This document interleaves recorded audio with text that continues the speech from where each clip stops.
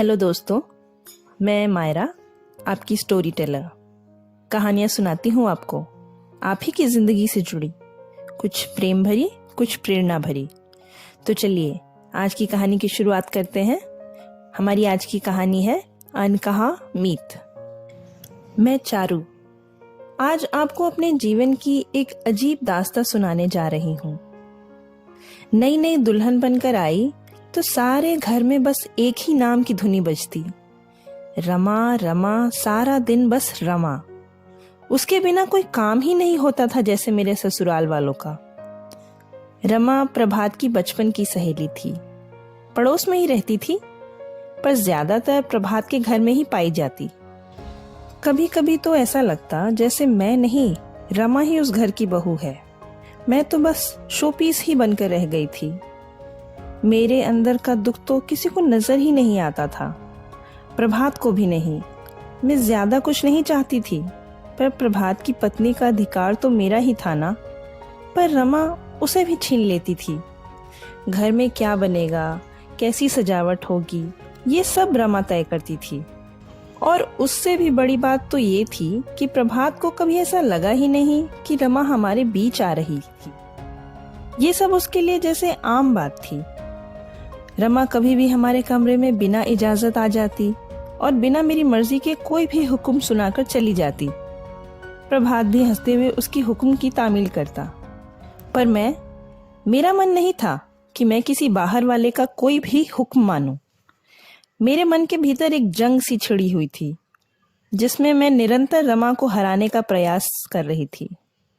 और इस जंग का नतीजा ये था कि मैं नहीं रह गई थी।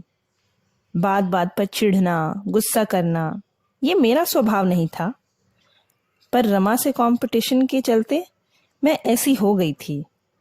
मैं उसे हराने में लगी रहती, जबकि वो ऑलरेडी जीत चुकी थी। कभी कभी तो लगता प्रभात ने उसी से शादी क्यों नहीं की, क्यों मेरी जिंदगी बर्बाद कर दी।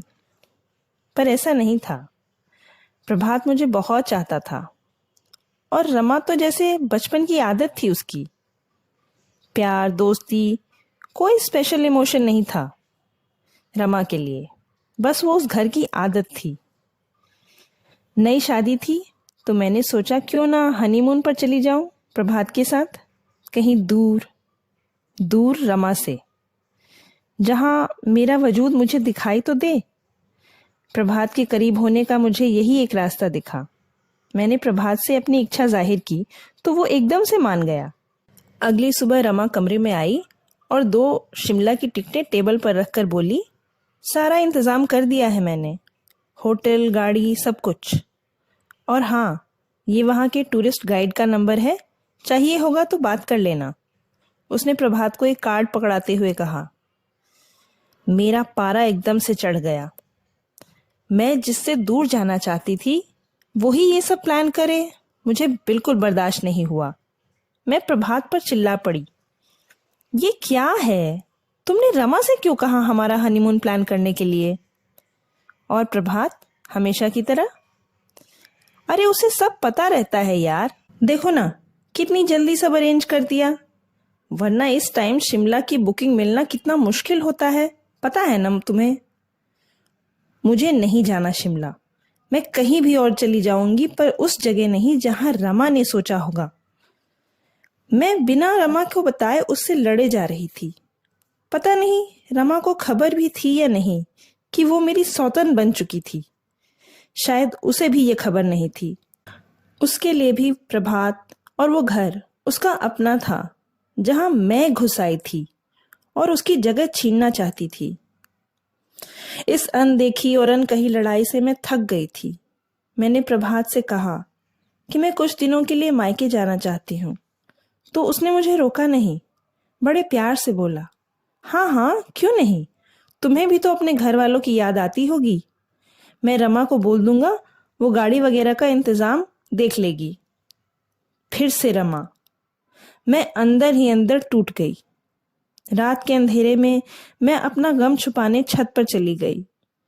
कुछ देर वहां खड़े होने पर एहसास हुआ जैसे मैं अकेली नहीं थी, कोई और भी था जो इस अंधेरे को अपना साथी बनाए हुए था। बगल वाली छत पर नजर गई तो रमा थी। हम दोनों की आंखें एक दूसरे से टकरा गईं तो रमा ने झट से मुंह फेर लिया। उसकी आंखों में आंसू थे शायद। मैं उसके पास जाने से खुद को रोक नहीं पाई। वो भी समझ गई कि उसकी चोरी पकड़ी गई है। वो रमा जो कभी शर्माती नहीं थी, झिझकते हुए बोली, मुझे माफ कर दो चारू, मैं तुम्हारे और प्रभात के बीच में नहीं आना चाहती थी, पर क्या करूं, ये दिल कमबख्त मानता ही नहीं। इसे जैसे प्रभात की आदत सी हो गई है। मैं रह ही नहीं पाती उसके बिना। पर यकीन मानो मेरा प्यार एक तरफा है। तभी तो शादी की बात चली तो उसने तुम्हें चुना, मुझे नहीं। मैं चाहती थी उसकी संगीनी बनना, पर भाग्य को कुछ और ही मंजूर था। हो सके तो मुझे माफ कर देना। बहुत दिल दुखाया है ना मैंने तुम्हारा। मैं समझ ही नहीं पाई कि यहाँ गुनहगार कौन था, मैं या रमा। हम औरतों की भी अजीब आदत है, दूसरी औरत से जलना, चिढ़ना, चाहे गलती आदमी की ही क्यों न हो। क्या प्रभात को कभी महसूस नहीं हुआ कि रमा उससे प्यार करती है? क्या वो बेजान गुड़िया थी जो प्रभात के इशारे पर चलती थी?